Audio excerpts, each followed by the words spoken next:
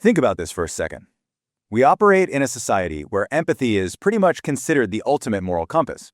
I mean, if you're a good person, and especially if you're a person of faith, the cultural expectation is loud and clear. You should always be willing to help. You should basically always say yes to someone in need. But is that actually true? Well, today we are analyzing a fascinating source that argues this entire mindset isn't just slightly flawed. It might actually be completely backwards. So we constantly feel this incredible tension, right?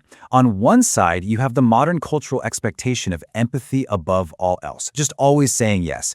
And on the other side, there's a really stark biblical warning presented in our source text today. According to this text, helping the wrong person isn't an act of mercy at all. Actually, it's an act of disobedience to God. The source argues that God called believers to obey Him, not to just bow to their fleeting emotions or to social pressure. Sometimes giving your resources to certain people can literally be destructive. Welcome to today's Explainer. We are unpacking a deeply countercultural topic today, the generosity paradox, when helping hurts. We're going to visually break down an intriguing textual analysis that identifies specific types of people you should actually withhold help from. And more importantly, we'll look at the underlying logic of why saying no can absolutely be the most righteous thing you can do. Okay, let's dive into this. Here is our roadmap for today's Explainer. First, we'll unpack the core of the generosity paradox. Second, we'll examine how helping can actually enable destructive behavior. Then, we'll shift to how withholding help protects the broader community. And finally, we'll wrap the whole thing up with the virtue of boundaries. Starting us off with Section 1, the generosity paradox. This is where we completely redefine what help and love actually look like in a biblical context. You know, because we've kind of misunderstood what love is, we experience this massive cognitive dissonance when someone tells us not to help a person in need. But biblical love isn't about endless enabling. The text argues that sometimes the absolute greatest expression of love you can offer is a firm no. And why is that? Because it allows people to actually face reality. True love, according to this analysis, doesn't fund someone's self-destruction, and it certainly doesn't shield them from the painful consequences of their own bad decisions. That brings us perfectly to our second section, enabling destructive behaviors. Here we're focusing on those who misuse your personal generosity. The source actually categorizes 3 distinct types of people you should never help right into this bucket. So the text identifies these 3 specific profiles. First up, manipulators, pointing straight to John chapter 6, where Jesus realizes the crowd isn't following him for spiritual reasons at all. They're just there because he fed them. They just wanted the resources and the free bread. The source warns that manipulators are totally going to play on your guilt, but they don't appreciate your generosity, they just consume it. Second, enablers of evil.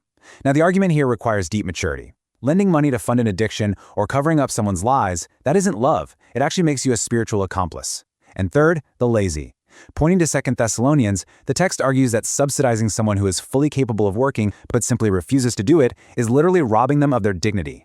And honestly, this next point brilliantly illustrates the danger of funding deliberate sin. This quote right from the source is just incredibly striking.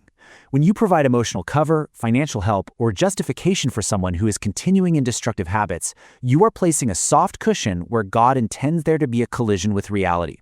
The source makes the case that your refusal to help might be the exact tool required to bring someone to repentance. By softening their fall, you are actually getting in the way. Looking a little closer at the warning about laziness, the text highlights this incredibly unbending rule from the Apostle Paul. If anyone is not willing to work, neither should he eat. Now, the source is very, very careful to clarify here. This isn't about the sick, it's not about the elderly or those who are genuinely struggling to find a job. Those people urgently need help. The absolutely crucial phrase here is not willing. For the person who has the health and the ability but just chooses idleness, the source asserts that hunger and need are actually highly effective teaching tools. Making life easy for them just raises an incapable adult. Moving right along to Section 3, protecting the community. Here, we're shifting gears from our own personal resources to shielding the broader spiritual environment from toxic influence. Let's see how this builds a framework for handling the unrepentant. The source outlines what it calls Jesus' official protocol, straight from Matthew 18. Step 1, private correction. Step 2, public correction. Step 3, treat them as an outsider. Now, to the modern ear, withdrawing closeness and trust sounds incredibly cruel, doesn't it? But the source frames this intentional distancing not as hatred at all, but as an analytical, therapeutic tool. The entire goal is for the person to feel the deep, deep loss of their community, making your silence and your absence the loudest wake-up call they will ever receive. The fifth type of person to avoid is the divisive person. We've all seen this. They spread gossip, they raise suspicion, they always play the victim, and they seek your empathy for one reason, just to validate their own toxicity. The source notes that division is the ultimate weapon used to destroy families and ministries. So when a divisive person comes to you with their version of a story seeking your support, they are really just trying to get their poison into your environment. So, the absolutely crucial point is how you respond to them. And the text pulls from Titus 3:10 to give a stark, uncompromising directive. Warn a divisive person twice, then step away. Notice what it doesn't say here. The instruction isn't to try to understand them or put yourself in their shoes. If you lend them your ears or your time, you're signaling that their toxic behavior is acceptable. You must step away to protect your peace. The final type of person to avoid helping is the promoter of false doctrine. This is in stark contrast to the modern era where absolute tolerance is demanded above literally everything else. But the biblical stance found in 2 John says do not welcome false teachers or fund their platforms. The source argues that true love simply does not embrace lies. If you buy their books, if you fund their ministries, or give them a platform in your life, the text declares that you become an active accomplice in the confusion they're spreading. Which brings us to our fourth and final section, the virtue of boundaries. This is really about taking everything we've learned today and using it to guard your heart and your resources. The overarching theme of this entire source is that saying no is not a sign of pride. It isn't cruelty. It's actually a mature virtue. Setting these boundaries protects the purity of the gospel, it avoids funding condemned causes, it frees your mind from manipulation, and ultimately, it totally empowers your walk with God. The source emphasizes that knowing how to look at someone and say, "I can't help you," shifts you entirely away from false guilt. Accepting every single demand isn't humility, it's just unwise stewardship of the resources you've been given. So we're going to leave you with this final big thought to reflect on today. Is your help enabling harm, or is it protecting peace?